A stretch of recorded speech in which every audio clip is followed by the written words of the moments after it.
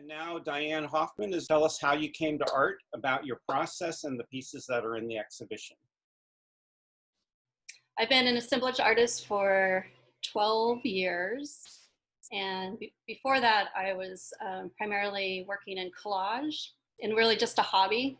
It was something that just sort of scratched my creative itch, so to speak. I had had a lot of administrative jobs that I was really unhappy with, just working in corporate America, and none of them enabled me to express my creativity in any ways. So I was really frustrated for the first 20 some years of my professional career.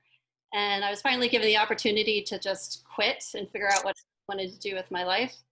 I had no idea at the time that it would be art. But while I sat around avoiding looking at the want ads, I made a lot more collages, and they finally got the attention of some people. And I was offered my first solo show in a bookstore.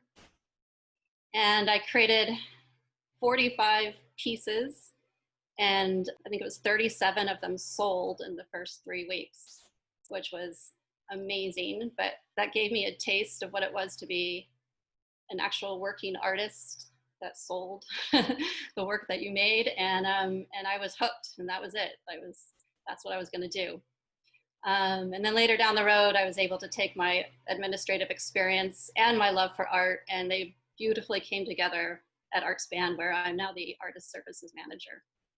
But I get to spend at least 4 days a week here in my studio at ARC. I'm here right now. Assemblage is the use of recycled and salvaged objects to make sculptural pieces. Mine are often equated to some sort of vignette. I'm often trying to bring some sort of story to life in a box. And the most commonly asked question that's posed to me is, where do I come by all of my materials and objects? And when the first few years that I started doing it, I spent half my time at the flea markets and the yard sales and junk shops and reuse centers, which was a lot of fun because it felt like I was hunting for the materials. I called myself Diana, goddess of the hunt. And that was really enjoyable. I got to know a lot of the flea marketers, the guys that were out there every Sunday. They got to know me. They knew what kind of stuff I was looking for. And they would set aside a little stash for me, and they'd give me the artist price instead of the antique dealer price. And it was really enjoyable. But then life changed, and I didn't have the time to do that anymore. And I moved into the studio here. I was worried about how I was going to continue to replenish my inventory of supplies. And it really just miraculously just all came together, where people started knocking on my studio door and just offering me donations of objects that they had lying around their house, or that they found when they were cleaning out their basement or their junk drawer. Or maybe they had been collecting some cool things that they hoped to do something with someday, and then they just realized it probably was never going to happen, but here I was doing it. So they very generously started donating things to me, and it continues to happen nearly 6 years later, that people just show up weekly. Even through the pandemic, I'm contacted through Instagram. I just got something in the mail from a complete stranger that knows me through Instagram, and she found some weird plastic teeth at I don't know where, but she sent them to me. So it feels very validating to have people want to contribute that way. I think people really enjoy then coming back through my studio and searching for how I may have used them in an artwork. But it feels like I'm definitely on the right path, because people are wanting to contribute and support me in any way they can. But I'll go ahead and start just sharing a little bit about the pieces. All of these that you're going to see from me today were created in 2020. And when sort of thinking about how they all relate to each other, they're sort of about my past, present, and future.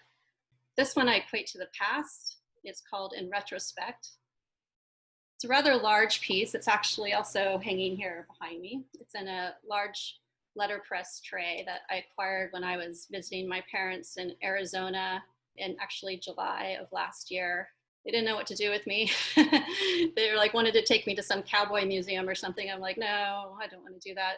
What do you want to do? I want to go look at junk. So they took me to this awesome junkyard, and I found this letterpress tray that I had later shipped to me. And so all the little compartments are filled with various objects and memorabilia and sort of nostalgic bits. They don't necessarily relate to each other without having been in this placed in these compartments, but I brought them all together so that everyone next to each other sort of speaks to each other in a strange way. Each section, there's actually, you can see that there's 3 sections in the left first tray. Each section has these little cubed dice that instead of numbers, they have words. And I've turned all the words a certain direction so that they have sort of a mysterious message. First compartment, if you read the cubed words in order, it says, "When you want our old," which for me is like, when you're ready to accept these old things, when you're ready to want them. And then the compartment, the little words say, "Held us down bare," meaning that I've taken them at their very raw state and I've held them down in place and to forever find their home in these spaces.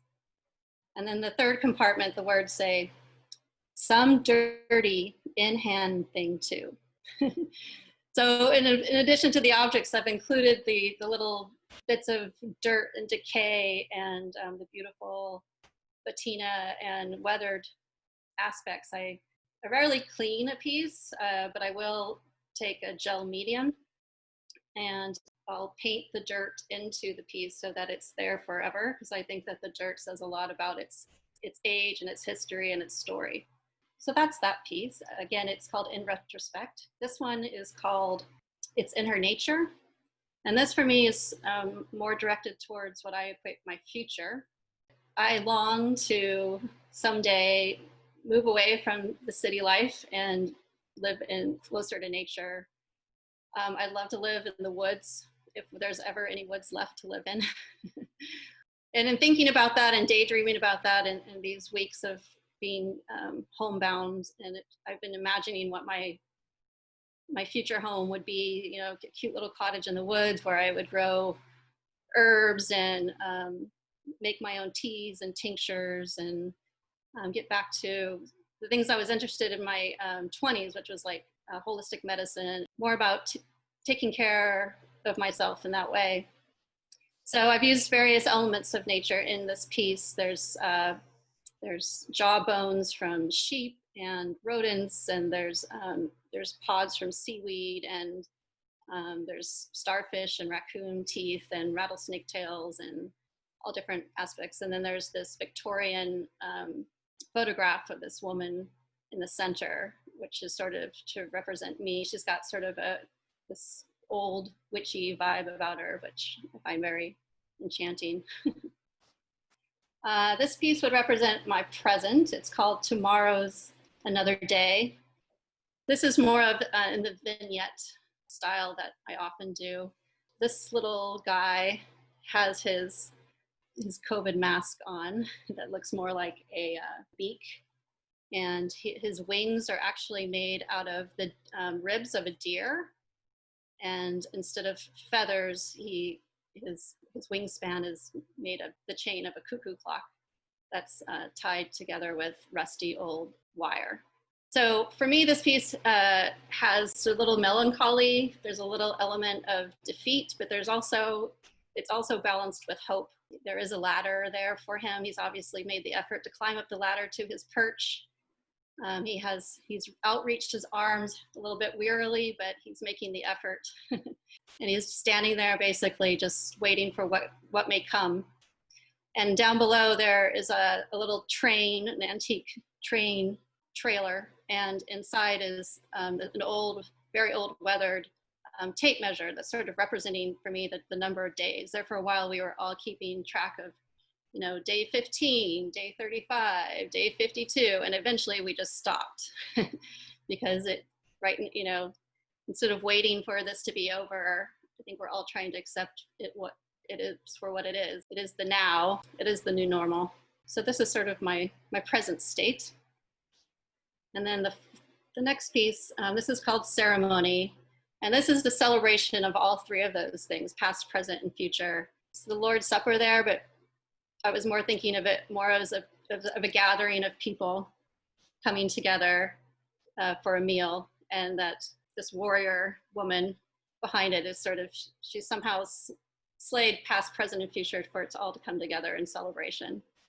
All of the pieces, the common denominator in all of them are animal remains. So these are the old weathered horns of a goat. Those are those 4 pieces. Okay, Dianne, thank you so much for sharing that with us.